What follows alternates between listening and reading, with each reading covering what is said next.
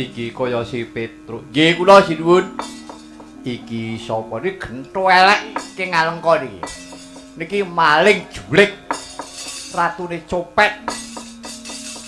Ratune wong util. Nggih niki aduh jauh. Ampun nyun ngapunten piye? Kowe iki sing marai kethek pirang-pirang do sayah, do kekeselen ya dapurmu kuwi. Ngrusak taningan. Niki penyakite. Kula mboten rampung-rampung dirusak kali buta niki. Iya. Mengko dhisik kowe jenengmu sapa? Nami kula Janggi Srana. Apa bener kowe buta ngalengka? Nggih. Apa sebabe tekan kene? Nggih. Kula dipun utus kan Ratu Gusti kula Prabu Dasamuka. Panjenengan kula kadhawuhan ngrisak tambak lan kula kapurih ndamel lontran-lontran kethek menika sami rukun supados sami pasulayan. Menika pakanjan kula mboten bidal, kula nggih mati, kula makan nggih konangan nggih cilaka pun. Alah Gusti nyuwun ngapura urip putik kaya ngene. Alah. Aja Petruk mesakake. Lah. Padune gen dimesake. Ya Allah, ya Rabbi, muni ora jotos dasmu kowe. Rumangsane ngelek-elek agama. Iya. Nek nyatane dudu kowe sing duwene karep. Mboten, malah mboten sinuwun, kula nyuwun ngapunten. Mboten, Uculana bandane kuwi. Lah, ngampun kajenge maling titik. Uculana Petruk mesakake. Oh. Ora wondo kencenge kaya ngene iki malah aduh piyang. Aduh piyang malah diuntel. Oh ya cek walik-walik. Tak talen nganggo rapiah.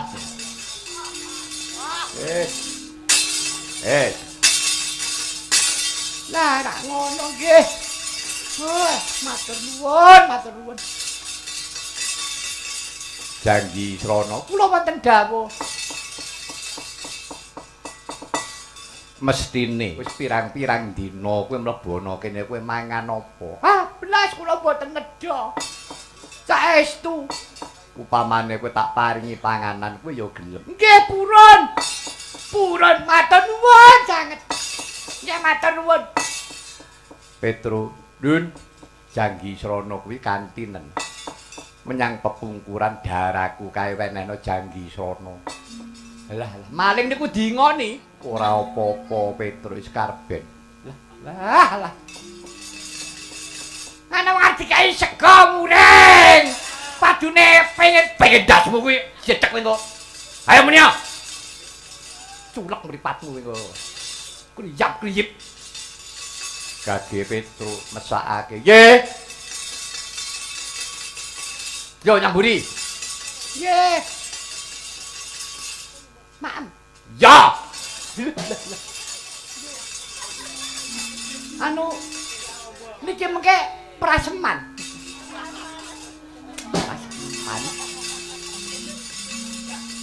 Praseman yo ben ora yo ben. Kerdusan nggih, Bu. Ora tok. Ayo. Ngene. Waduh. Panganan kok oke kaya ngene malah jane enak-enak kabeh. Wah iki sing tak senengi kaya ngene. Arep apa kowe? Iki rasaken mangan. Kosek. Mangan kok pecel dasmu kowe. Ora lah mau dhewe sinun. Sinun. Kowe iki dikeki urip iki bejo, ngono? Lah dirasaken mangan. Ora. Kowe meneng sik, kene. Sikilmu tak taleni karo sikil meja kan ndak mlayu kowe kok. Kowe ngentenono kene sik sing mangan aku. Ora lah kepiye kowe? Wah, anggere kakean cerer tak jotos kowe. Kowe iki diuripi iki matur nuwun, ngono? Aku sing mangan. Nek dhisik. Oh, alah bangeten men. Mbok kula nyuwun kerupuk-kerupuke. Rasa. Kerupuk ya enak, Dik. Nggih nyuwun anu timun-timune.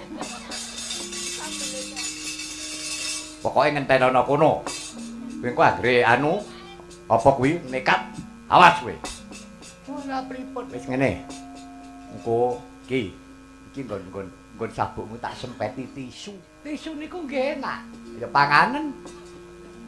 Tisu ki nggo nglapi raimu kuwi, Nyuk. Oh, alah, terus pipimu tak templeki upo. Engko nyang arep kono, engko nek didangu wis mangan Janggi Srana. Pun ngono ya. Walah. Piye kuwi? Gelem ora? Nggih, pun manut. Oh. Putek-putek kaya ngene lae. Ceglegen malah kono.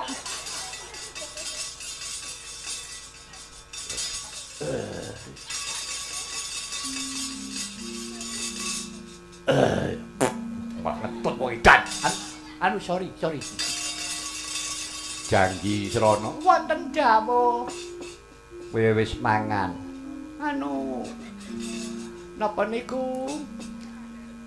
Empun wajan empun. Wis parek. Anu empun parek sanget. Niki mulai madang tanduk bola bali. Anto nek mangan ki ya sing resikan to. Upane iki dilaki ngono lho. Kok ngene iki lho.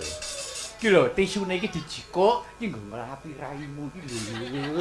Ora. Nggih. Ketanggor karo wong koclok. Lah. Janggi Srana wonten dawuh. Ya wis. Saiki ngene wae. Kowe bali yo menyang Ngalengkadiraja aturna kelawan Gusti Murah Wana ora tak paringi pidana. Malah kowe tak paringi sandangan pitung pengadeg. Tak paringi dhuwit cacahe 5.000 real tampan. Aduh, matur nuwun.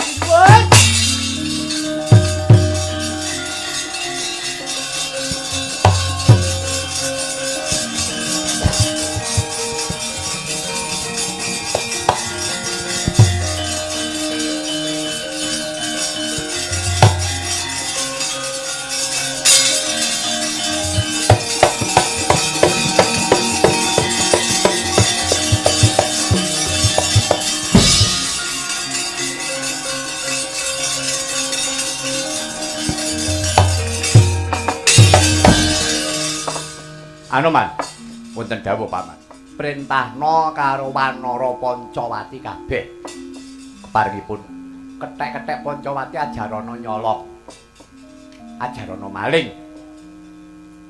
Lho kok ngaten sebabipun menapa? Lah nyatane maling konangan ora dipidana, malah diganjari. Paringi dhuwit, paringi sandangan. Lah terus hukum negara Pancawati iki jejeke kapan? Nek kaya ngene iki apa lajeng nandur maling, nandur wisa. Ora coba. Pikirin ana, Mas.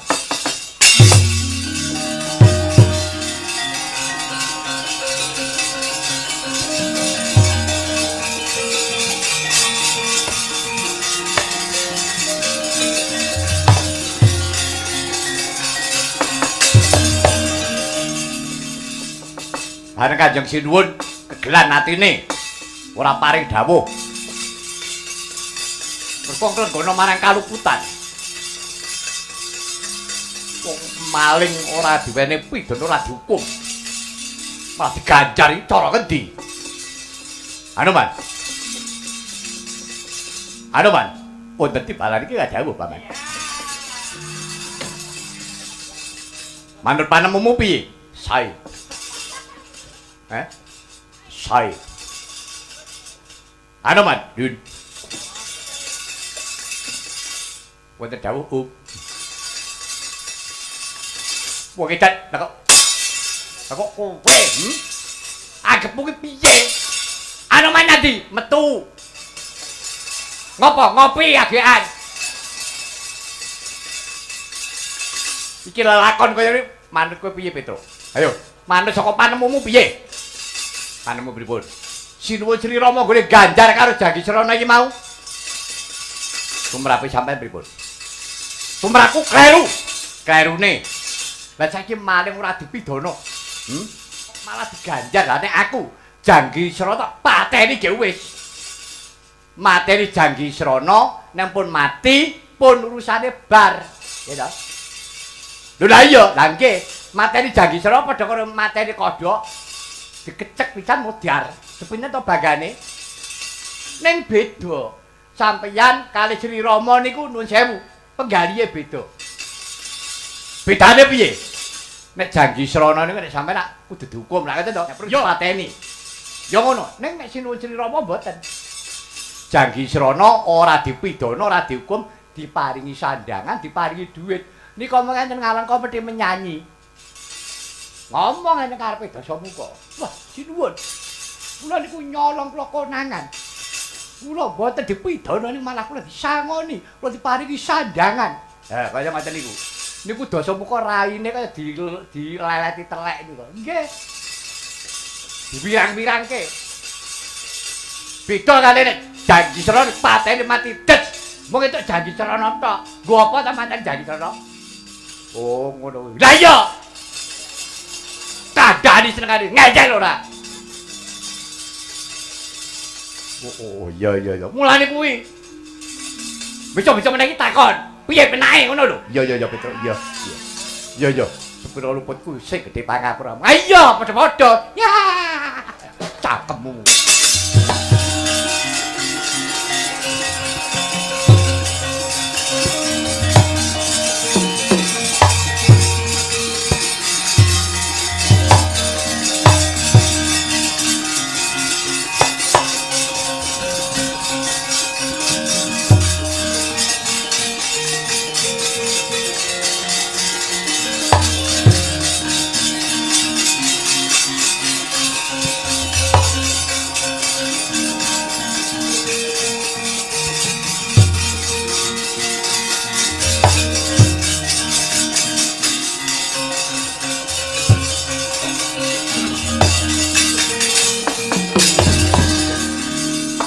Keterangannya mangun tambak setu abot saestu Ndorano Mas.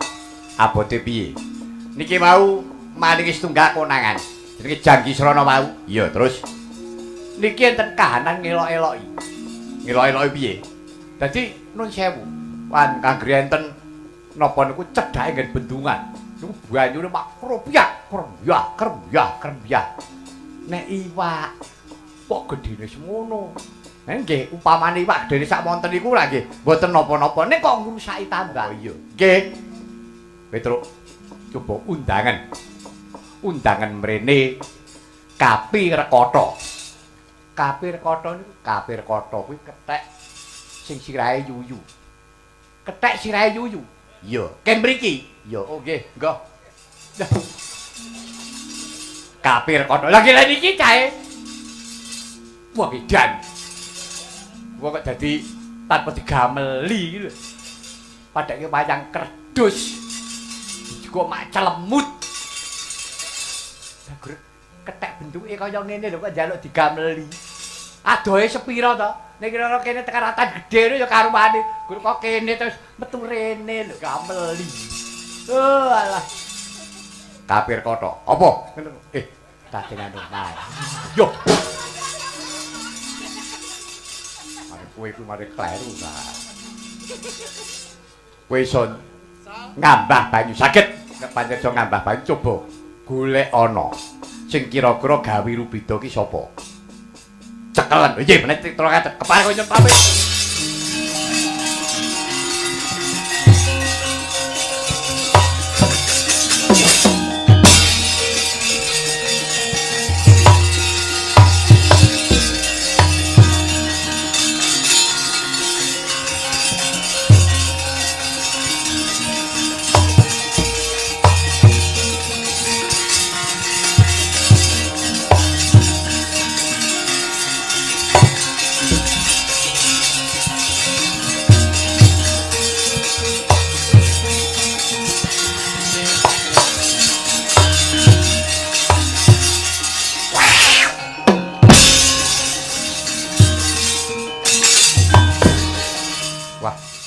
Nek ora melu nyemplung, wong aku didhawuhi Ndara Anoman. Nek nyemplung, ora urung aku kuwi ya modiar. Nggih, tengah segara. Nyemplung danguwe. Rasanan. Apa nek dirasani iki bakal ora nyemplung. Oh, ya ora, aku saiki ora nyemplung. Adik apa? Nyemplung apa ora ora yo mudan ora iso nglang arek mulih. Mumpung yaene nyandi. Goleki sampeyan iku. Goleki rombongan. Ayo bar mulih. Ora. Petruk nyemplung. Ajeng nyemplung. Ngopo iki cucul? Ora sah. Ya ben tok kathok-kathokku dhewe kok. Nek kathokku teles. Wong idian. Ya men. Lho dekku. Cul, terus.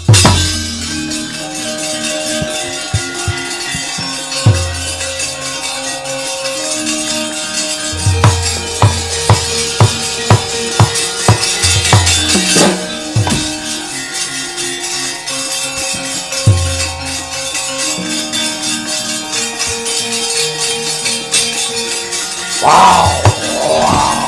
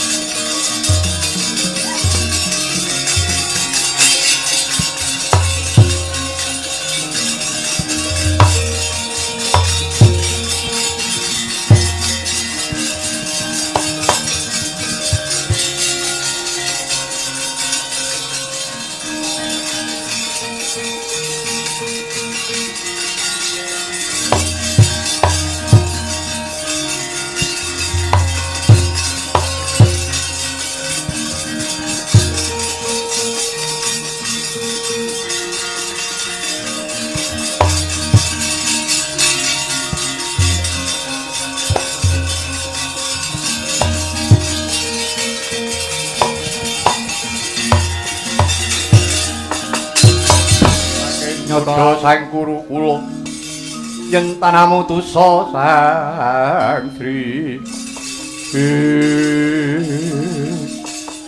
kedadi ana kahanan Kang Nyolowadi iki bangsane apa ana tengahing segara krembyah aku bangsane iwak kowe bangsane iwak ya yen kowe bangsane iwak kowe kuwi iwak apa? Aku iwak hiu. Kowe iwak hiu? Iya. Kowe bangsane apa? Aku ya bangsane iwak. Kowe iwak apa? Aku iwak wagal. Sing mburi kuwi, aku ya iwak. Iwak apa? Welut.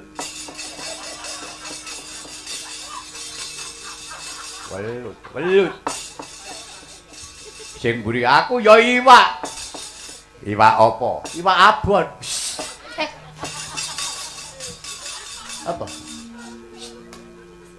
Iwak banyu, ha? Iwak sapa banyu? Itu ding aku rawon. Cak. Iso marek konangan ora. Awitekno kaya bangsa iwak sing sapa banyu. Oh iya, aku pecel lele. Aja dikai pecah ya nyok.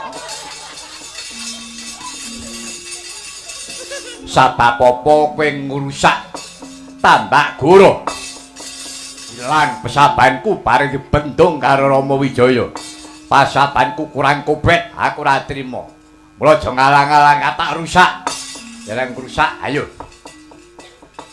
Aku sing bakal ngalang-alang. Wah.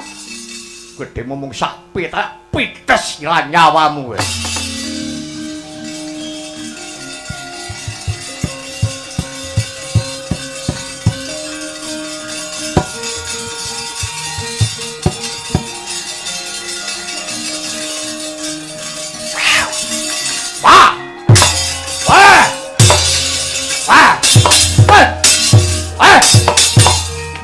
Wah, jadi.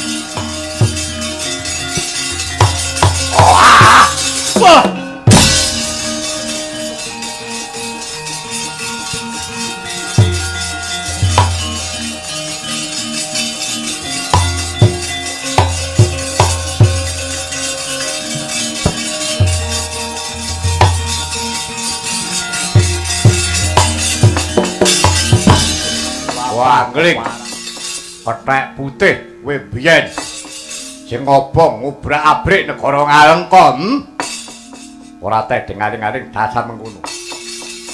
Aku Anoman kowe sapa Detya Kala yuyu rumpung. Ayo sing mburi sapa Bajul Sengara aku. Ayo mau sing mburi ngakune welut. Duh jare mau welut tuh. Aku Petruk.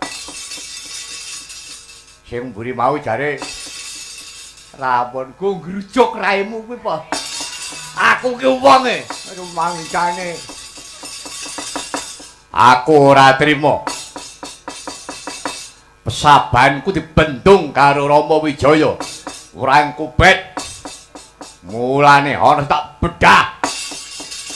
Yen kowe kena Pak Eman krana aris Balya kundha karo ratu yen to dina iki para kethek nyabrang menyang Ngalengka ngrampungi negaramu. Ah! Maju para ngaco. Pateni mawon. Alah kepiting kok disaus tirem. Padake panganan. Maju. Sapit pedhot gulumu ah.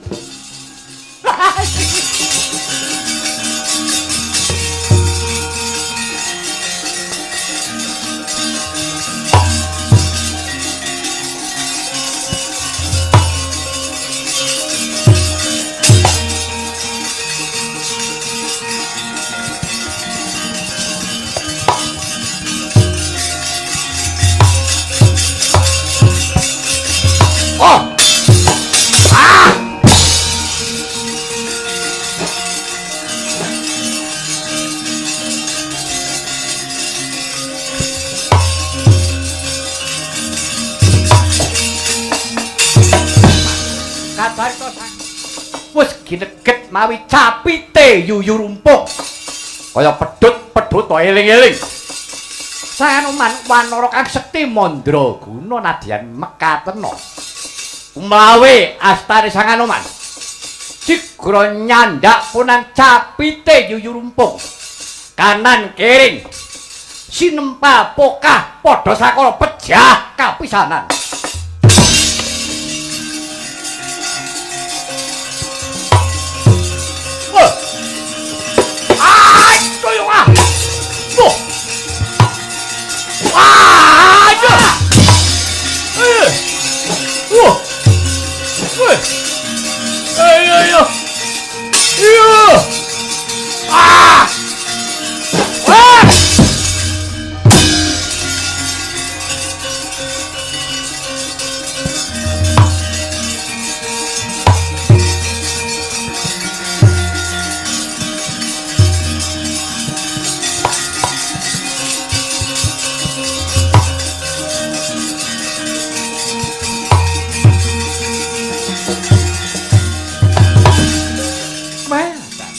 Raden, menipun Raden Anoman sampun saged nyirnakaken Dityakala yuyu rumpuk. Wah, rumaos kula yaksa ngalengka menika kok aneh-aneh. Wolah. Menawi metang buta ngalengka. Tanpa wilangan sami kaliyan Wanara Pancawati. Buta ingkang sirahipun macan, wonten sirah gajah, wonten sirah celeng, wonten sirah boyo nggih wonten. Katemben kula pejahi lha nggih. Menika pun yuyu rumpuk lha nggih menika. Mila Raden, sampun bingah-bingah rumiyin. Nadyan to dutanipun Kakang Rahwana pejah. Dados atur ngesanipun Kanjeng Sinuwun.